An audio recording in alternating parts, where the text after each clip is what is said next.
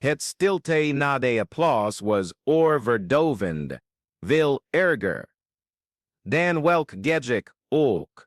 Want der op dat podium verlicht door golden spots. Had Clara Mendes iets gedaan wat niemand voor mogelijk hield. In zaalval sceptische executives veranderd in een zee van tranen en oprechte glimlachen. Alleen met haar stem.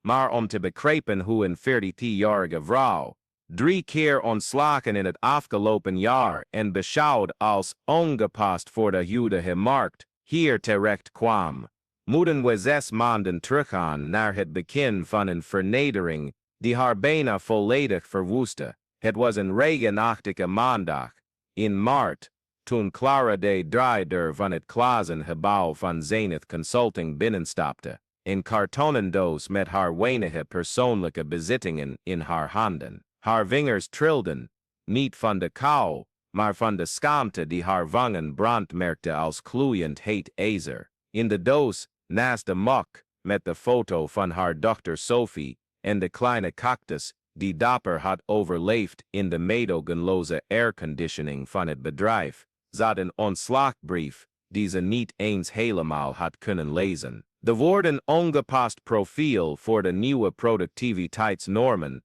kalmden in haar hoofd als een doodvonnis.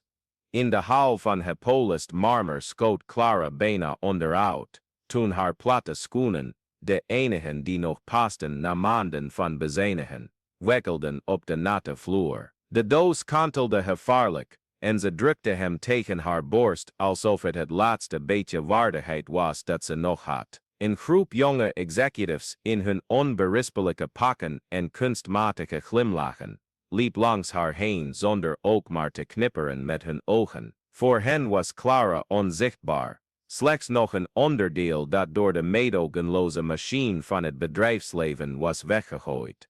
Buiten viel de regen in dichte gordijnen en veranderde de stad in een grijze was. Clara bleef onder het afdak staan, de mensen die haastig voorbijliepen observerend, ieder in zijn eigen bubbel van urgentie en doelgerichtheid. Ze had geen haast om ergens naartoe te gaan. Ze had geen doel. Op 40-jarige leeftijd, na 2 decennia gewijd aan de bedrijfswereld, voelde ze zich als een spook, aanwezig, maar zonder genoeg substantie om opgemerkt te worden.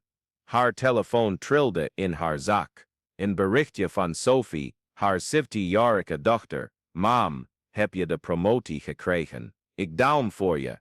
Clara's hart deed pijn. Hoe moest ze haar dochter vertellen dat ze in plaats van een promotie weer ontslagen was? Hoe kon ze uitleggen dat de vrouw, die ooit veelbelovend werd geacht op de afdeling personeelszaken, nu als achterhaald werd gezien, te langzaam om het hectische tempo bij te benen van een wereld die mensen als zij achter zich had gelaten? Die avond, zittend in de kleine keuken van haar appartement met 2 kamers, in ruimte die ooit knus was geweest, maar nu beklemmend aanvoelde, maakte Clara voor de 10e keer de som. Het geld van de ontslagvergoeding zou misschien 2 maanden meegaan, als ze extreem zuinig was. Sophie zat in haar laatste jaar van de middelbare school, droomde van geneeskunde, en Clara voelde de zware last van het niet kunnen ondersteunen van de dromen van haar dochter.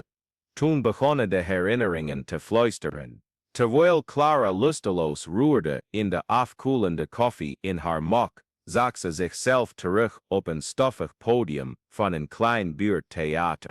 Ze was 19, haar wapperend in de wind, en haar stem weerklonk door de lege rijen verbleekte rode stoelen. In die tijd was ze niet Clara, de wegwerpmedewerker. Ze was Clara, de jonge vrouw, die menigten tot zwijgen bracht, met de eerste noot van een lied. Jij hebt een gave, fluisterde de stem van meester Anton, haar oude zangleraar. Als een vage echo, je stem produceert niet alleen geluid, Clara. Ze raakt zielen, maar het leven had andere plannen gemaakt. In overhaast huwelijk, op 22-jarige leeftijd, in onverwachte zwangerschap, in bittere scheiding 3 jaar later. Muziek werd een luxe die ze zich niet langer kon veroorloven. De stemmen die ooit theaters vulden, werden overstemd door spreadsheets, rapporten en eindeloze vergaderingen. 20 jaar lang begroef Clara haar stem onder lagen van verantwoordelijkheid en angst, tot ze helemaal vergeten was dat ze bestond. Nu zittend in die stille keuken, met de rekeningen verspreid over de tafel en de bittere smaak van afwijzing nog in haar mond, vroeg Clara zich af of er nog een deel van die jonge dromer in haar leefde. Sophie kwam de keuken binnen, al in haar pyjama, en merkte meteen de sombere uitdrukking op het gezicht van haar moeder. Mam, wat is er gebeurd? Vroeg ze, haar stem geladen met een volwassenheid die Clara's hart brak. Ik ben weer ontslagen, schat. De woorden kwamen als een verslagen zucht. Sophie ging naast haar moeder zitten en legde haar hand op die van haar. Die bedrijven weten niet wat ze missen. Je was altijd de beste medewerkster, de meest toegewijde. Toegewijd is niet meer genoeg, mompelde Clara, de hoopvolle blik van haar dochter vermijdend. Ze willen jonge, flexibele mensen die genoegen nemen met lagere salarissen en overwerken zonder te klagen. Dan is het misschien tijd om te stoppen met proberen te passen in wat zij willen, zei Sophie, Clara verrassend met de vastberadenheid in haar stem. Weet je nog die oude cassettebandjes die je op zolder had? Ik luisterde er stiekem naar toen ik klein was. Je stem was magisch, mam. Clara voelde tranen in haar ogen springen. Dat was lang geleden, Sophie. Ik ben niet meer die persoon. Je bent nooit opgehouden die persoon te zijn, drong Sophie aan. Je bent het alleen even vergeten. Die avond ging Clara voor het eerst in jaren naar zolder. Tussen stoffige dozen en met lakens bedekte meubels vond ze een kleine kist met de restanten van haar vorige leven. Haar handen trilden toen ze de deksel opende, alsof ze een heiligdom ontheiligde. Daar lagen ze, de demos iets, die nooit werden uitgebracht, door de tijd vergeelde partituren, foto's van haar op verschillende podia, en een cassettebandje met het etiket Clara, demo-opname melodie. Met trillende vingers plaatste Clara de cassette in een oude, nog werkende radio. Haar eigen stem weerklonk door de stoffige zolder, zingend over een ballade die ze zelf had gecomponeerd over hoop en wedergeboorte. De melodie omhulde haar als een warme deken en Clara huilde, niet van verdriet, maar van herkenning. Daar was de persoon die ze jarenlang onder een laagje conformiteit en angst had begraven. De weken daarna, terwijl ze sollicitatiebrieven verstuurde naar bedrijven die haar waarschijnlijk zouden afwijzen, begon Clara in het geheim haar stem te trainen. Ze begon met eenvoudige ademhalingsoefeningen in de eenzaamheid van haar kamer en ging daarna verder met eenvoudige toonladders. Aanvankelijk klonk haar stem schor en vals, als een verlaten instrument dat gestemd moest worden. Maar geleidelijk keerde de kracht en zoetheid terug. Het was Sophie die voorstelde om zich in te schrijven voor het programma Vergeten Talenten, een rubriek van een lokaal televisieprogramma, dat mensen boven de 40 de kans gaf om vaardigheden te laten zien, die ze hadden laten liggen. Clara aarzelde aanvankelijk. Het idee om zich publiekelijk te laten zien, na zoveel afwijzingen, maakte haar doodsbang. Mam, zei Sophie op een avond, Clara betrappend terwijl ze zachtjes neuriënde de afwas deed. Je kunt deze geven niet alleen voor de muren van huishouden. Er zijn mensen die jouw stem moeten horen. En als ik faal, vroeg Clara, haar onzekerheden opborrelend als open wonden. En als je vliegt, antwoordde Sophie met een glimlach die haar hele gezicht verlichtte. De inschrijving was bijna een daad van wanhoop. Clara vulde het online formulier in tijdens een slapeloze nacht, toen de eenzaamheid zo zwaar woog dat elke mogelijkheid van connectie waardevol leek. Ze koos ervoor om Amazing van John Lennon te zingen, niet omdat het een makkelijk lied was, maar omdat de woorden haar altijd diep raakten, sprekend over een wereld waar mensen gewoon mens konden zijn, zonder oordelen of barrières. 2 weken later kreeg ze een telefoontje. Haar inschrijving was geselecteerd voor een live auditie. Clara's hart bonkte, een mix van angst en euforie, die ze al tientallen jaren niet meer had gevoeld. Op de ochtend van de auditie werd Clara voor de wekker wakker. Ze was zo nerveus dat ze nauwelijks kon ontbijten. Ze trok een eenvoudige donkerblauwe jurk aan, dezelfde die ze droeg voor sollicitatiegesprekken, en keek zichzelf in de spiegel aan. De vrouw die haar terugkeek leek fragiel, met rimpels rond haar ogen die verhalen vertelden van slecht geslapen nachten en constante zorgen. Maar er was iets anders in die blik, een vonk van vastberadenheid, die ze jarenlang niet had gezien.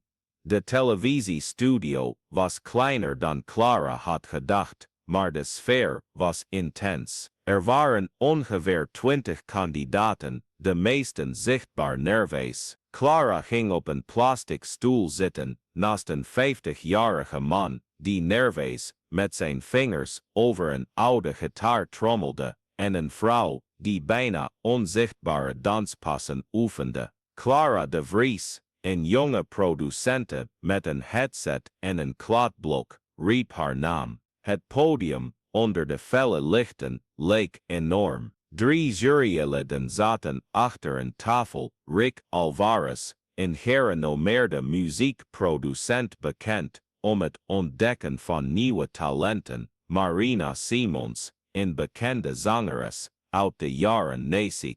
En Carlo de Vries, presentator van het programma, met zijn professionele glimlach en analyserende blik. Das Clara, zei Carlo, zijn aantekeningen, raadplees. Je hebt 20 jaar in de personeelszaken gewerkt en bent nu werkloos. Wat deed je denken dat je op je 42 een carrière in de muziek kunt maken? De vraag was op een nonchalante manier gesteld, maar Clara voelde de subtiele giftige angel erachter.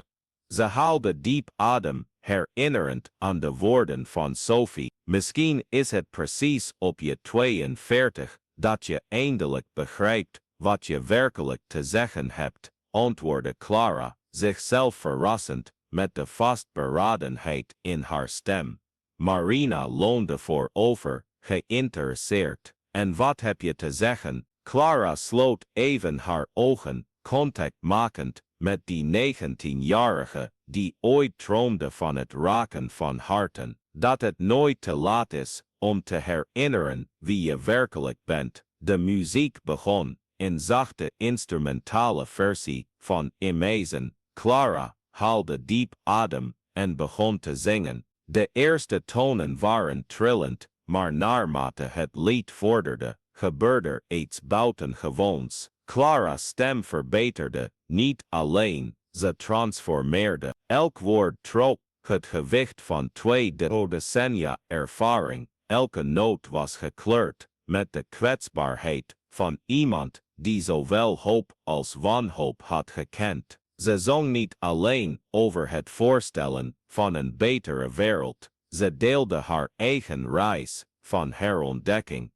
Tijdens het refrein opende Clara haar ogen en zag iets dat haar schokte, tranen in Marina's ogen. Rick was gestopt met schrijven en observeerde haar met een intensiteit die Clara het gevoel gaf gezien te worden, echt gezien, voor het eerst in jaren. Zelfs Carlo, bekend om zijn koele professionele houding, leek geraakt. Toen de muziek eindigde, duurde de stilte enkele lange seconden. Clara bleef onbeweeglijk staan, niet wetende of ze briljant of rampzalig was geweest. Rick was de eerste die sprak, zijn stem lichtjes, score van emotie. Clara, in 30 jaar in de muziekindustrie heb ik zelden iemand zo waarheidsgetrouw horen zingen. je trad niet op, je vertelde ons je verhaal. Marina schudde haar hoofd, nog steeds voorzichtig haar ogen afvegend. Je stem heeft iets wat je niet kunt leren, in beleefde ziel. Het is krachtig, omdat het echt is. Carlo, normaal gesproken, de meest kritische, loonde voorover. Clara, je hebt ons herinnerd waarom muziek bestaat. Niet om te imponeren, maar om te verbinden. Toen Clara die middag de studio verliet, trilden haar benen, zo erg dat ze zich aan de muur van de gang moest vasthouden. Ze hadden gezegd dat ze binnen een week zouden bellen met het resultaat, maar ze voelde zich al overwinnaar. Voor het eerst in maanden voelde ze zich levend. Het telefoontje kwam 3 dagen later. Niet alleen was Clara geselecteerd voor het programma, ze mochten haar ook laten optreden tijdens de speciale eindejaarsaflevering, live voor 500 mensen en uitgezonden door het hele land. Het nieuws deed Clara verstijven van verbazing. Sophie hielde het uit van blijdschap en omhelsde haar zo hard dat ze bijna op de grond vielen in de keuken, maar samen met de euforie kwam de angst. 500 mensen, nationale televisie, en als ze zou vallen, en als haar stem zou wegvallen, op het cruciale moment. Mam, zei Sophie, Clara's gezicht vasthoudend tussen haar handen, weet je wat het verschil is tussen jou en al die mensen die je bij die bedrijven hebben afgewezen? Clara schudde haar hoofd, verdwaasd door de intensiteit van haar dochters blik. Zij zijn bang voor echte gevoelens. Jij omarmt ze, dat maakt jouw stem zo bijzonder. In de weken voor het optreden wijdde Clara zich aan de repetities met een passie die ze al tientallen jaren niet meer had gevoeld. Ze stond voor zonsopgang op en oefende tot haar stem hees was. Sophie hielp haar tijdens haar ademhalingsoefeningen en gaf eerlijke feedback op elke uitvoering op en middag, terwijl Clara in de kleine achtertuin zong. De buren waren inmiddels gewend aan de repetities. Merkte ze dat zich een kleine menigte aan de andere kant van het hek had verzameld. Mevrouw Margot, de gepensioneerde buurvrouw, had tranen in haar ogen. De jonge Jochem, die boven woonde, was gestopt met skaten om te luisteren. Zelfs de zwerfkat, die altijd wegliep, was dichterbij gekomen en zat rustig bij het hek. Je stem, zei mevrouw Margot, met een brok in haar keel, herinnert me aan mijn jeugd, toen ik nog geloofde dat alles mogelijk was. Toen begreep Clara iets fundamenteels. Haar stem was niet alleen van haar. Het was een voertuig voor de herinneringen, dromen en hoop van iedereen die luisterde. Elke persoon die geraakt leek te zijn door haar muziek, herkende iets van zichzelf in de kwetsbaarheid en authenticiteit die Clara bood. En daarom deel ik dit verhaal vandaag met jullie, want ik geloof sterk dat we allemaal een stem hebben, letterlijk of figuurlijk, die tot zwijgen is gebracht door angst, omstandigheden of het geloof dat het te laat is om opnieuw te beginnen. Als Clara's reis jullie net zo raakt als mij toen ik haar ontmoette, abonneer je dan op het kanaal en activeer het belletje voor notificaties. Dat is niet alleen om mij te steunen, het is zodat we zulke verhalen kunnen blijven delen, verhalen die ons eraan herinneren dat onze authenticiteit onze grootste kracht is. Want wanneer we onze ware stem vinden, veranderen we niet alleen onszelf, we veranderen iedereen om ons heen.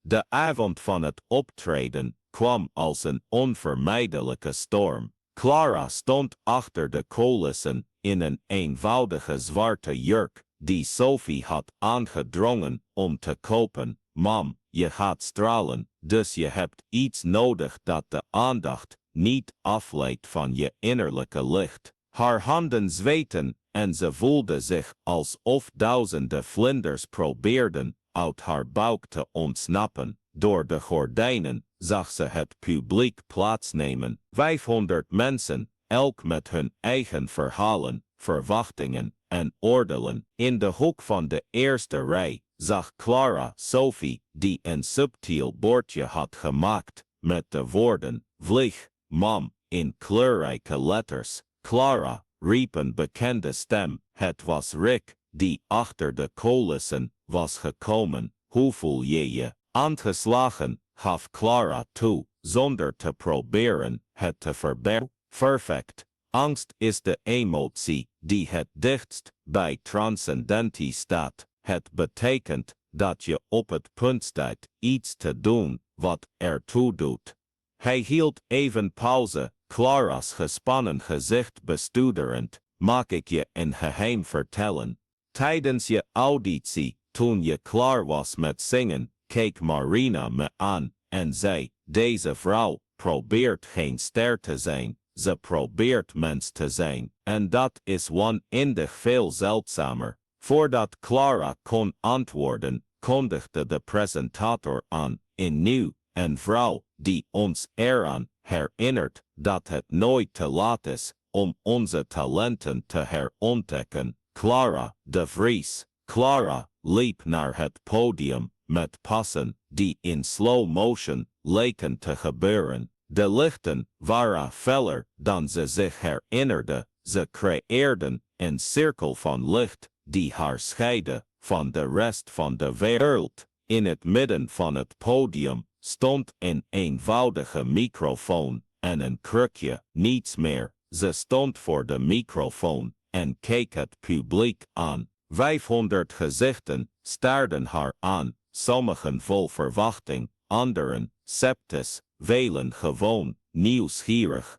Clara haalde diep adem en dacht aan al die keren dat ze was afgewezen, onderschat, gedumpt. Ze dacht aan al die ochtenden dat ze zich onzichtbaar voelde, al die avonden dat ze van frustratie had gehuild. En toen dacht ze aan Sophie, aan mevrouw Margot, aan de jonge Jochem, aan alle mensen die iets in haar stem hadden gezien, wat ze zelf was vergeten dat ze bezat. Goedenavond, zei Clara, haar stem klonk helder door de zaal.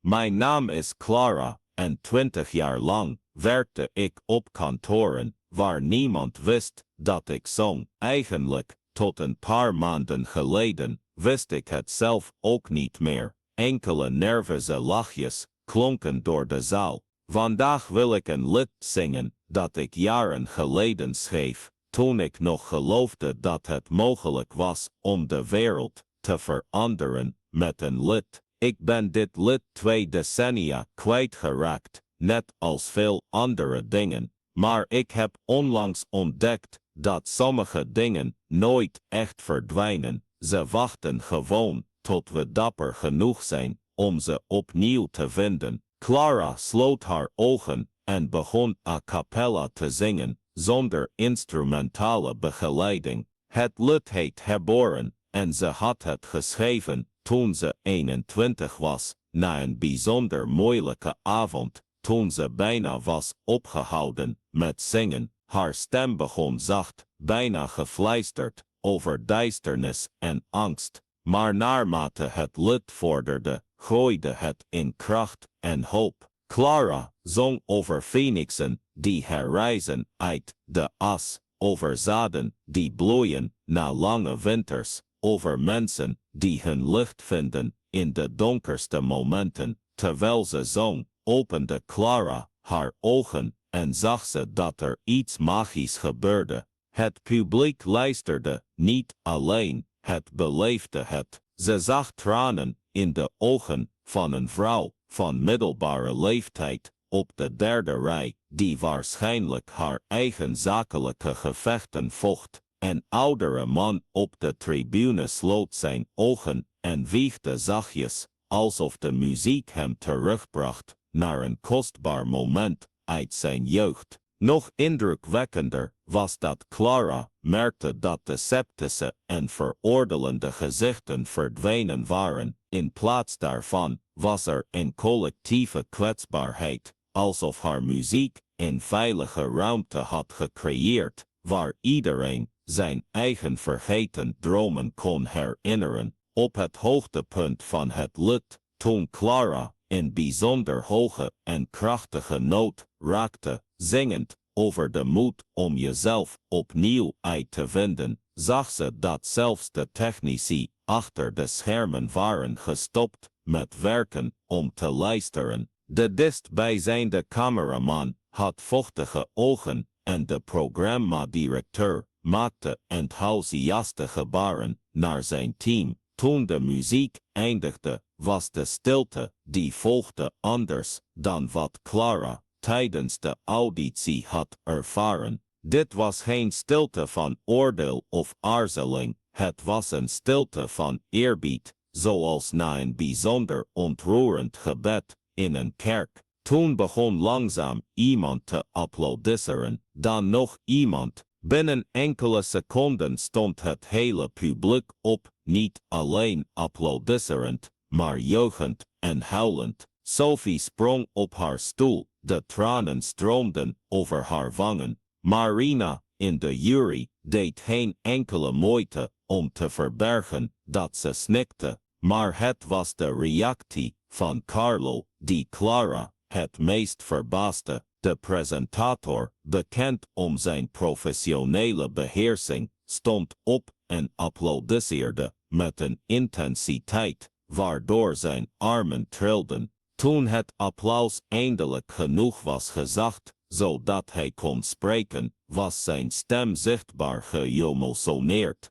Clara, zei hij, worstelend om zijn eigen stem te beheren. In 15 jaar dit programma presenteren, heb ik nog nooit een publiek zo reageren gezien. Je hebt niet alleen gezongen, je hebt ons eraan herinnerd wie we zijn onder alle lagen van angst en conformiteit. Rick boog zich naar de microfoon, nog steeds zijn ogen vegend. Clara, toen je die eerste noot zong tijdens de auditie, wist ik dat ik met iets bijzonders te maken had. Maar vandaag heb je bewezen dat echte muziek niet voortkomt uit technische perfectie. Het komt voort uit de moed om volledig kwetsbaar te zijn. Marina, eindelijk haar kalmte herwinnend, voegde eraan toe. Er zijn zangers die indruk maken, zangers die vermaken en zangers die transformeren. Jij.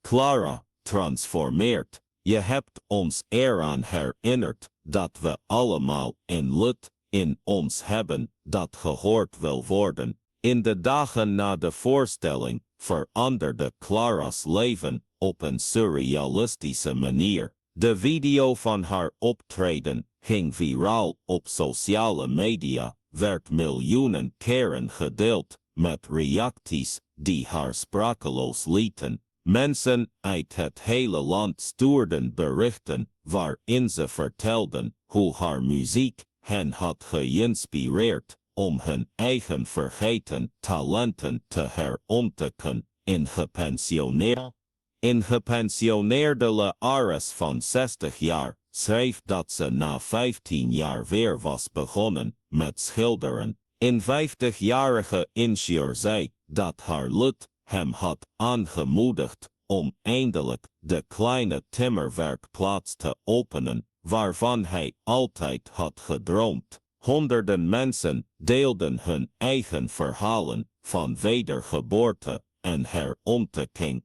Maar misschien wel het meest ontroerende moment kwam 3 weken later, toen Clara een onverwachte telefoontje kreeg. Het was van de kwartiermaker, het bedrijf dat haar maanden eerder had ontslagen. Clara, zei de stem van Sandra, de HR-manager, ik zou graag met je willen praten over een mogelijkheid.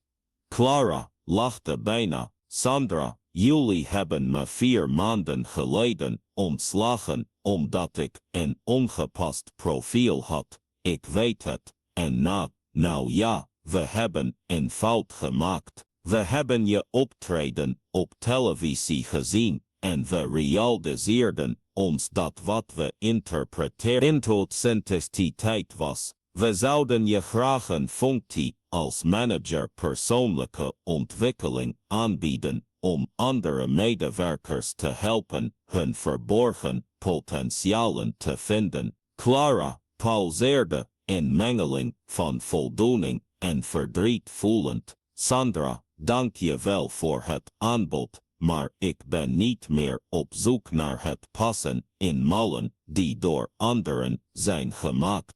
Ik creëer mijn eigen mallen. Inderdaad, Clara had in de weken daarna verschillende aanbiedingen gekregen, voorstellen om een album op te nemen, contracten voor optredens, uitnodigingen voor motiverende lezingen, maar de kans die haar het meest raakte kwam van een onverwachte bron in gemeenschapscentrum in een achterstandswijk wilde dat ze een muziekprogramma zou creëren voor werkloze mensen ouder dan 40. Het idee, lekte Carla, de coördinator van het centrum, uit, is om muziek te gebruiken als therapie en empowerment tool. We willen mensen laten zien die zich door de maatschappij afgewezen voelen, dat ze nog steeds veel te bieden hebben. Clara accepteerde onmiddellijk.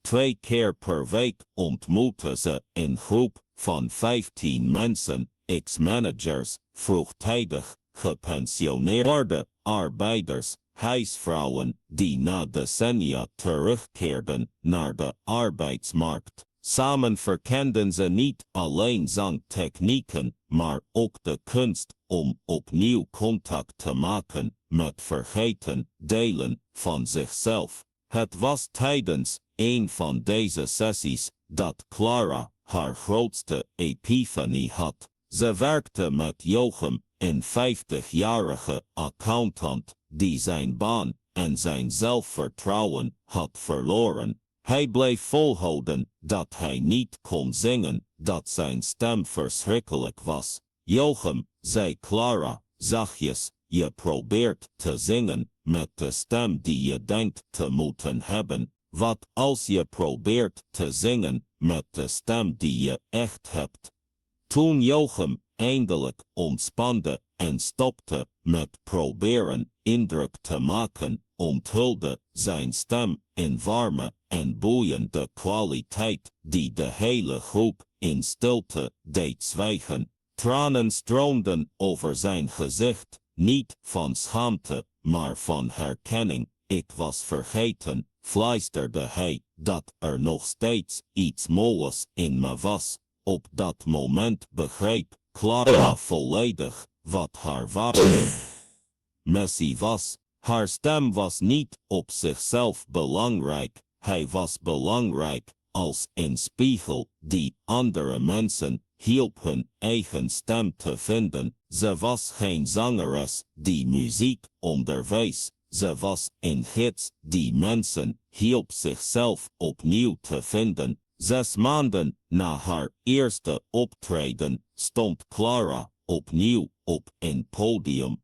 maar deze keer stond ze niet alleen. Naast haar stonden Miguel, mevrouw Margot, Jochem, de skater en alle andere leden van haar buurtgroep. Ze hadden een benefietconcert georganiseerd, genaamd Vergeten Talenten, waar iedereen een lied zou delen dat hun reis van herboren representatie, terwijl Clara naar het publiek keek, een mix van familie, vrienden en nieuwsgierige vreemden, zag ze Sophie op de eerste rij met een t-shirt aan waarop stond: mijn moeder vond haar stem en leerde me de mijne te vinden. Goedenavond, zei Clara in de microfoon. Haar stem klonk met een zelfvertrouwen dat nu natuurlijk aanvoelde. 1 jaar geleden was ik een vrouw die vergeten was wie ze was. Vandaag herinner ik me niet alleen mezelf. ik heb ontdekt dat mijn ware stem nooit ging over perfect zingen. Het ging over authentiek zingen. Ze gebaarde naar haar mede-artiesten. Wij zijn hier allemaal ooit als ongeschikt, achterhaald, afgedankt beschouwd. Maar we hebben iets ontdekt wat geen enkel bedrijf ons kan geven of afnemen. Het vermogen om onszelf opnieuw uit te vinden, om schoonheid te vinden in onze imperfecties, om onze kwetsbaarheid in kracht te veranderen. Het concert dat volgde was een viering van imperfecties die werden omgezet in kunst. Miguel zong een ballad die hij zelf had gecomponeerd over een nieuw begin. Mevrouw Margot zong een lied uit haar jeugd met een kwetsbaarheid die paradoxaal genoeg krachtig was. Jochem rapte over het vinden van een doel buiten de tienerrebellie en Clara zong herboren opnieuw, maar deze keer stond ze niet alleen. Haar stem werd vergezeld door een koor van mensen die hadden geleerd dat hun verhalen van mislukking in feite verhalen van weerstand en transformatie waren. Toen de laatste noot door de zaal galmde en het applaus opnieuw losbarstte, voelde Clara een diepe rust in haar hart neerdalen. Ze had iets veel waardevollers gevonden dan een baan of erkenning. Ze had haar doel gevonden. Achter de schermen omhelste Sophie haar stevig. Mam, je hebt jezelf en zoveel andere mensen gered. Clara glimlachte en aaide het haar van haar dochter.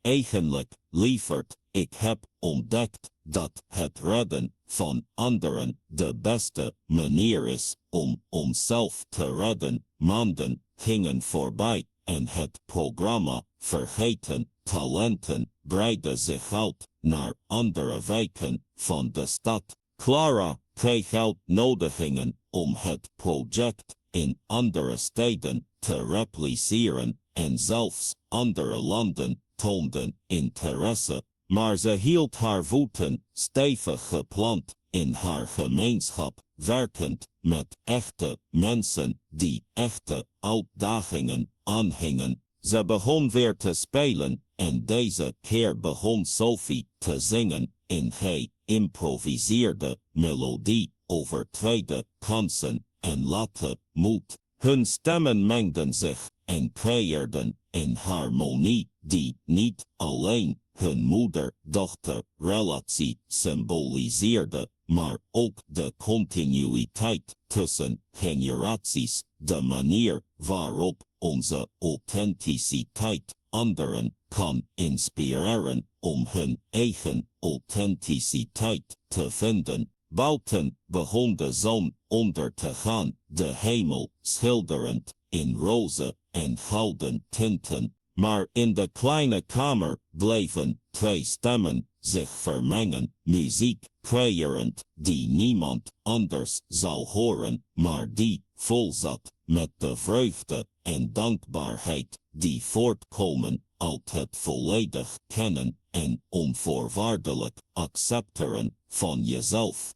En zo, op die gouden middag, begreep Clara de Vries, de vrouw die ooit als ongepast voor de arbeidsmarkt werd beschouwd, dat ze het belangrijkste werk van haar leven had gevonden, volledig, moedig, onmiskenbaar zichzelf zijn, en door dat te doen de hele wereld toestemming geven om hetzelfde te doen. De muziek bleef naklinken in het huis, meegedragen door de avondbries, harten rakend die niet eens wisten dat ze aangeraakt moesten worden, stemmen wakker makend die al lang op de moed wachten om te zingen.